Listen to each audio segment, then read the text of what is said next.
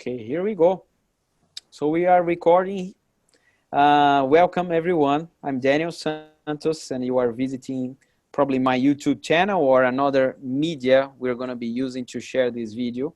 I'm very happy to be here today with my colleague Jennifer. And I will let Jennifer introduce herself first, and then we can talk a little bit more about our wonderful topic here for today. Hi everyone, it's Jennifer. I'm so grateful that you are watching and so happy to be here with Daniel, getting to have conversation together that has meaning and value for us all. So welcome. Oh, thank you, Jennifer. And so how we got to know each other, right? So I think I told to people here in the channel that I did a coaching certification. I've been acting as a coach for many years, but really I had this calling that I wanted to do something different, right? Coaching in a way today became this situation where everyone is a coach. So I did this wonderful program called New Field Network, which involves ontological coaching, involves a type of coaching that talks about our emotions, our body, and our minds, everything that is here in our mind, right? It's been transformational in my life. It's been transformation for people around me, and it's been transformation for my clients as well. And Jennifer, tell us a little bit more about New Field as well, because at the end of the day, we met each other there, right? So how was your journey into the coaching practice? Oh, great question. So I too have been coaching for years, and there was an opportunity where I was being coached by someone who shared that her training came from New Field Network. And I thought, I want to look into that. And so that's what started my journey. Was I was coached by a New Field coach, found it to be so profoundly helpful to me. It was right when I was interviewing for a new role and contemplating making a big transition in my life. So coaching was just something I chose as a way of helping me during that time. And it's been an incredible ride since my training. I went back to serve as an assistant. That's how I got to meet you. And I also am on the alumni committee for New Field Network, which has been an incredible experience of finding ways to keep our graduates like Daniel and myself engaged and excited about our learning and ways that we can help the world. So that's what brought me there. So coaching is a part of my work and my practice. Absolutely. And that's one thing I've been telling everyone that reaches out to me. Sometimes people ask and say, oh, come on, here we go, another coach, another guy who claims to have the magic formula on happiness or the magic formula on how to make money, right? Say, no, there are different types of coaches, right? Exactly. Yeah. Exactly. So, and talking about this, what is different, right? One topic we discuss a lot and we wanted to bring to you guys today, the ones who are watching us, is about assessments, right? And depending on the language, when I explain in Portuguese to people that talk to me from Brazil, my home country, I use much more the translation would be narratives, right? At the end of the day, stories, right? So I will let you, Jennifer, to bring your perspectives on what are assessments, what are facts. You might want to share something with us as an example, as a starting point.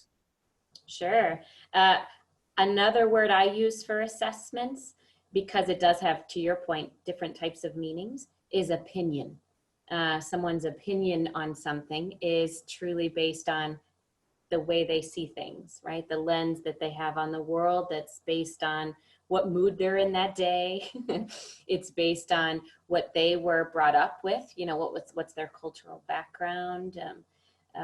Things that interest them can influence their opinions or assessments. So it really is kind of that very unique point of view or perspective is the way that I see them, as opinions, or judgments even is another way of looking at assessments.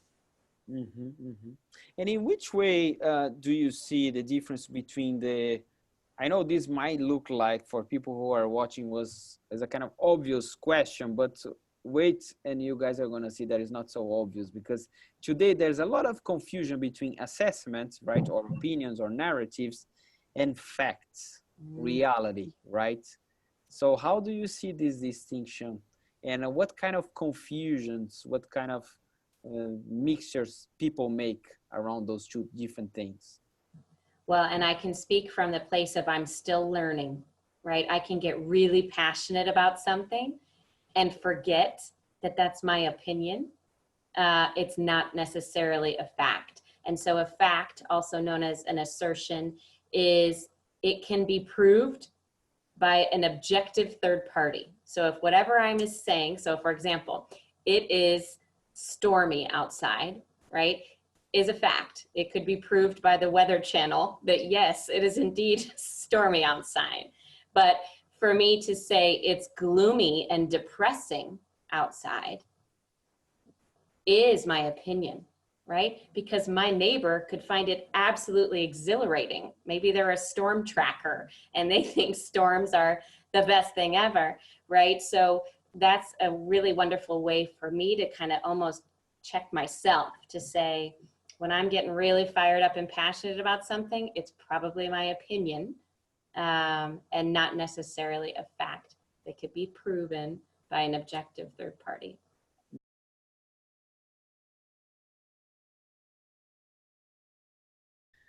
We see assessments all the time, right? We create assessments, other people offer us assessments, and we decide to say, yes, that's interesting, I will buy that, or I will not buy that, right? So I wanted to, and I put myself in the same situation as you, Jennifer.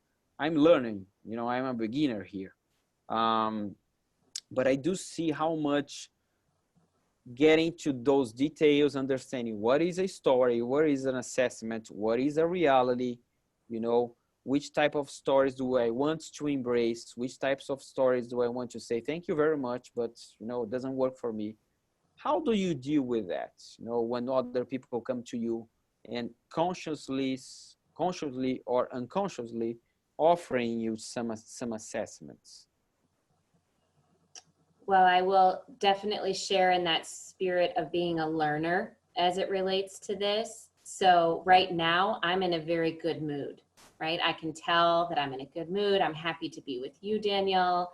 I've had a good set of experiences in my day today. So if someone were to come to me right now with a really strong opinion about something, my mood is such that I feel like I'd be pretty open. I could stay kind of level headed and accepting. But if I was in a mood I was in the other day, which was sad and disappointed, my ability to handle someone's opinion at me, I can tell is not as strong. Like my inner strength is different. And so that's what I offer for all of us to pay attention to when we really struggle with someone else. And when we feel like they're trying to push their opinion on us and all of that, just to come back to the space that I'm in, right? And how can I maybe get grounded to be able to hear that person? You know, how can I take a deep breath, you know, and allow my feelings to just kind of settle into place of peace and presence? Because that's what enables me to have healthy relationships, even with someone who's very stressed and hard driving an opinion of theirs that I may not agree with. My ability to arrive at that person from a place of strength and health very much rests in the mood that I'm in that moment. Yes, yes, that's fantastic. That's fantastic, because how much the moods, the emotions play a key role on how we react here, right? What's going on here, the stories, right? Because guys, when we talk about assessments, this could be offered by the media, by the TV channels. It could be offered by your dad, by your family, by your friends, or these are also assessments that you probably created during your life, and they are here with you like a voice, right? That keeps repeating to yourself. And to your point, Jennifer, when we are in a good mood, it's no surprise that, you know, the voice that keeps repeating to us is probably more kind and more generous, right? Do you notice the same in your life? Yes. And I think too, the tricky area um, is when someone tells us something like, you know, you're a mess, right? It's based on their assessment of what is neat or what is orderly. It's not a fact. But what can happen is we can embody that to say, well, someone I respect told me I was a mess, so therefore it must be a fact. And then people can carry that with them, or you're stupid, or you're, you know, never going to be what you want to be, you know, and how we can forget that the person saying that, even if we revere that person or respect that person, it's just their opinion. And so that I think is worth bringing to light in our conversation today, is how we can take someone else's assessment and make that to be a fact about us, and not really evaluate, oh, wait a minute, that was just their opinion. Mm-hmm.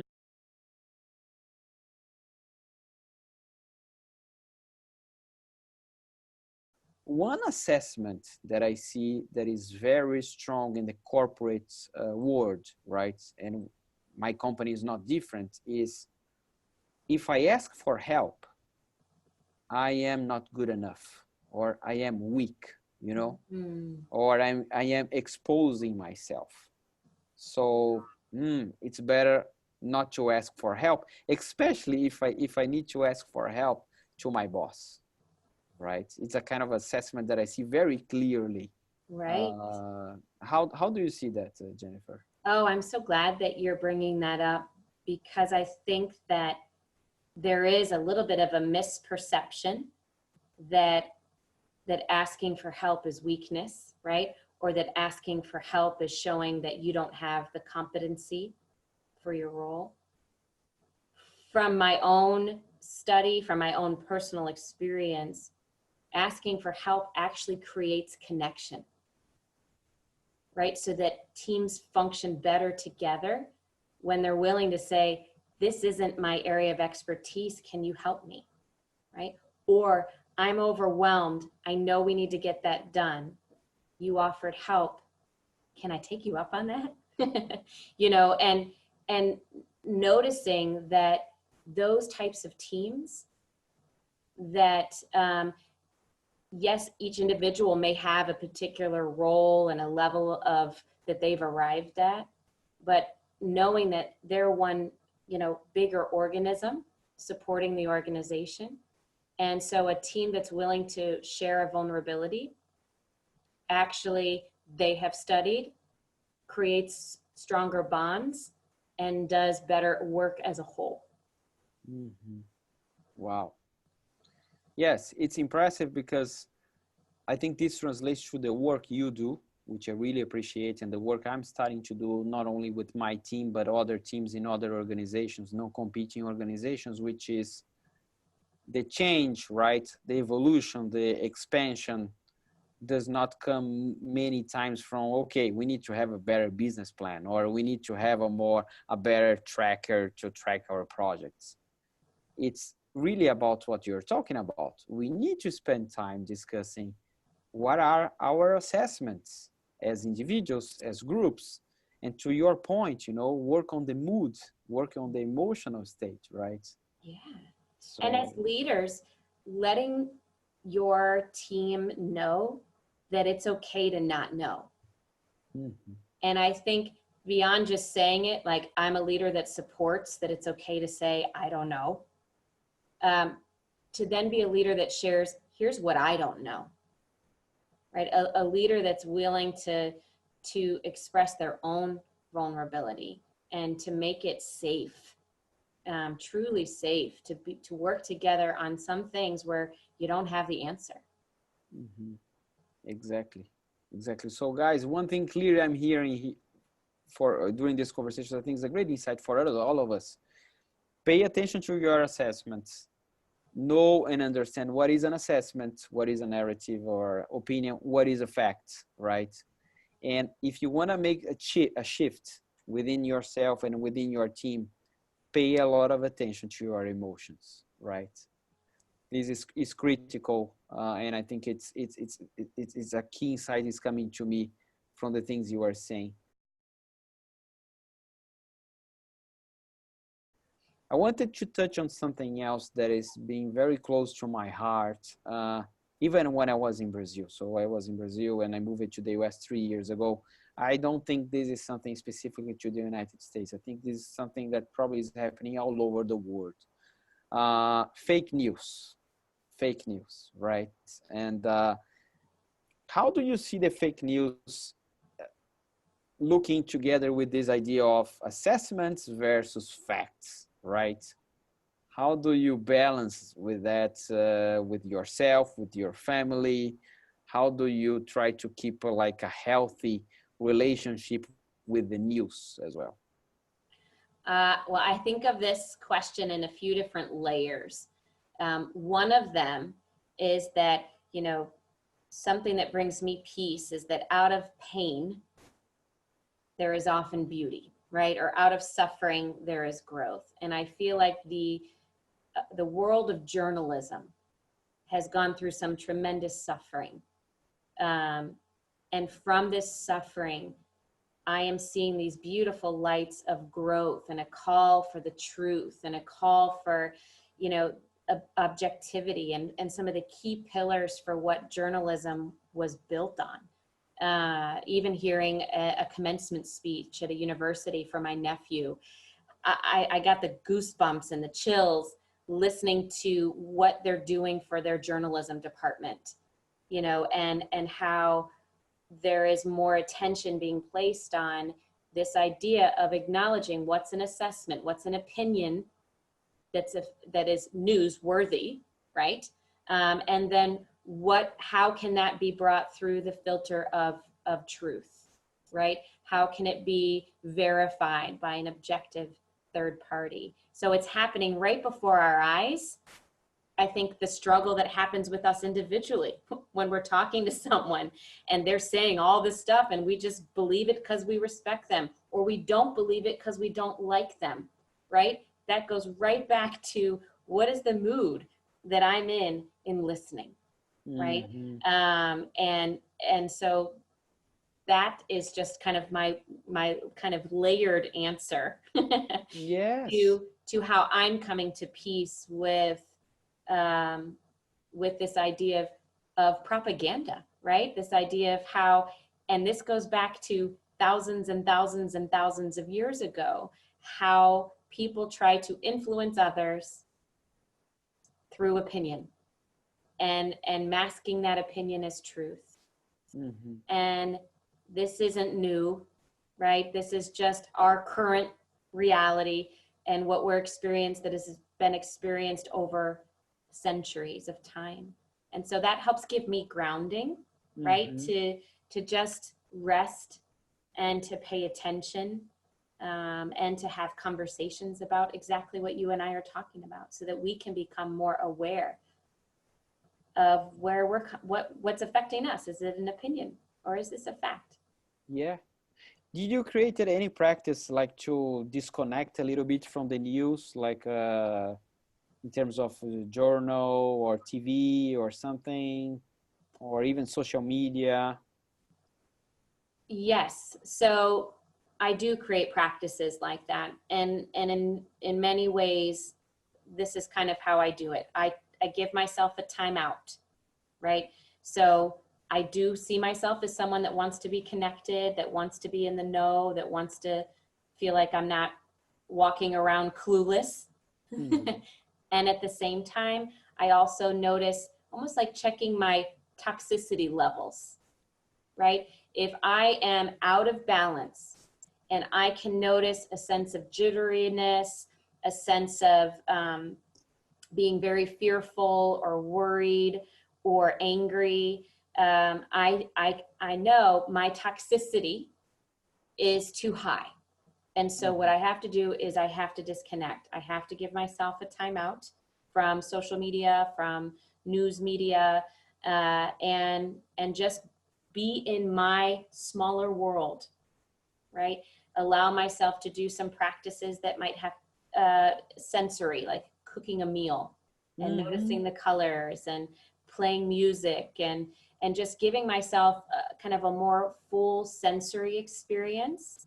And then I noticed that that decreases my toxicity, so that Mm-hmm. then I can be connected again. I can go back and see what's happening in the news, and I can put it through my filter of, is this assessment?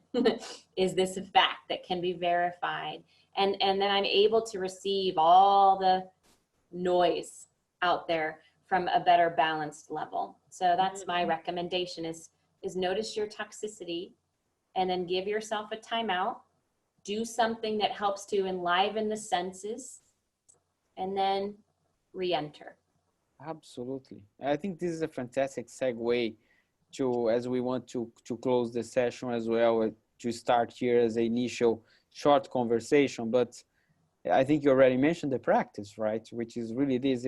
That's what I keep saying also to the people that approach me, because many times I think people understand and say, okay, I understand what is this voice, you know, and I pay attention to the voice, and I know how much this voice is creating pain, you know, and suffering. And we know that whatever voice is there that is creating pain and suffering is some kind of variation of I'm not good enough, right? Or I don't have enough value, right? As a person or as a father or human being. And we also know that this voice, it's 99.9% or 100% assessment, Mm-hmm. right? Yes. But the key question, I wanted to get your view, your reaction on that as well. But people tell me, okay, Daniel, I know which voice it's causing this pain. My question to you now is, how do I change the voice?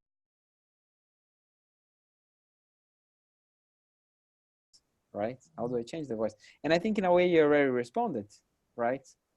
Like you don't start changing the voice by sitting and thinking and thinking and thinking and then overthinking even more. Otherwise, your head is going to be like this size, right? Right. So the shift for you is really this, what you said, you check your mood, energy level, and then you go to a body practice, emotional practice. That's how you. Yeah. And I consider myself, you know how someone is a connoisseur of fine wines. I see myself as the connoisseur of those types of experiences that help bring me back to balance, right? And so sometimes it's music, sometimes it's singing, being silly and playful. You know, sometimes it's time on a walk amongst the trees. Sometimes it's being close with a friend and laughing. And so I could go on and on and on, but those are the ways that you help to, at least I have discovered, help to bring me back to balance, so that that voice is my friend. You know, that voice is sometimes my punky friend, but my friend nonetheless, has something to help me see, something to help me learn. And it's a part of me. You know, those assessments and opinions are a part of what make me who I am, but they're not Mhm. all that I am. Exactly, exactly. I think that's a beautiful way for us to close the loop here because first of all, that's been my practice as well. And you guys are going to find some other videos here in my channel where I talk about, for example, biking and running, right? And when I feel that the assessment, the negative assessment is too strong within me, historically, I also was overthinking all of that. What I do today is either I dance, either I sing, either I go out for a bike ride or a run, you know. And when I come back, I think about the same things. And I said, oh my God, now my opinion is completely different, right? My assessment is completely different. Also because of the emotional state is completely different, right?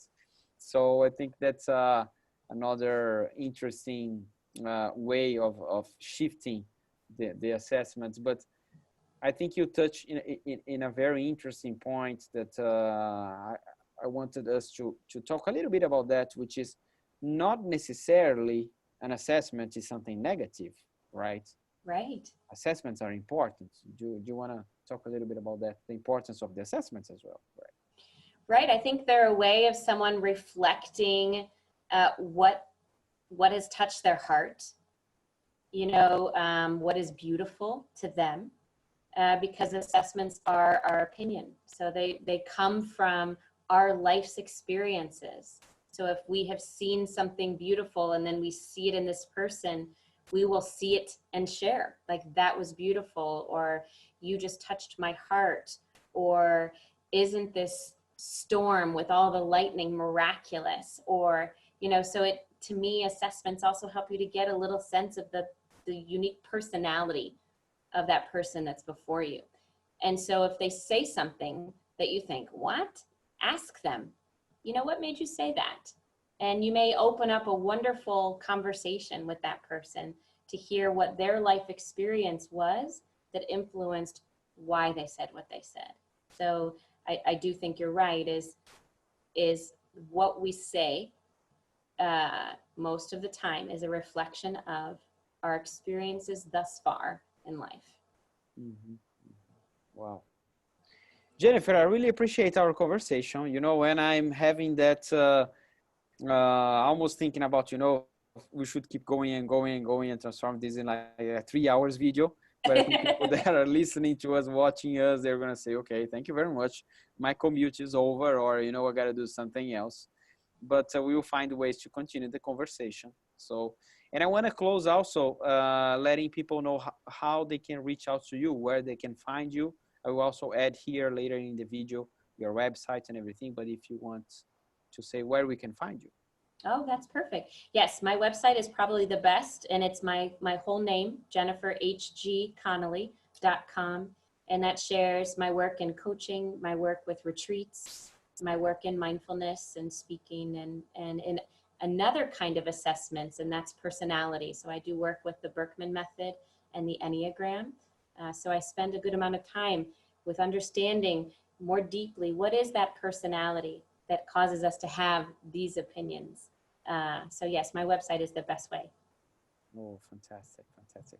Guys, you know where to find me. You have my YouTube channel here, website danielsantoscoaching.com. If you are coming from Brazil and you want to talk in Portuguese, you just put the website /Portuguese, or Portuguese, should I say. By the way, Jennifer, you speak a little bit of Portuguese, right? Só fala pouco. Yeah, Jennifer had an interesting experience in Brazil. Jennifer, thank you very much for that. And it's been an amazing conversation, so I really appreciate. And guys, if this video touched you in any way, please subscribe to the channel, make a comment here, leave a comment for both of us, and share the video as well. So thank you, guys. Thank you, Jennifer. Thank you, Daniel. Thank you, everyone.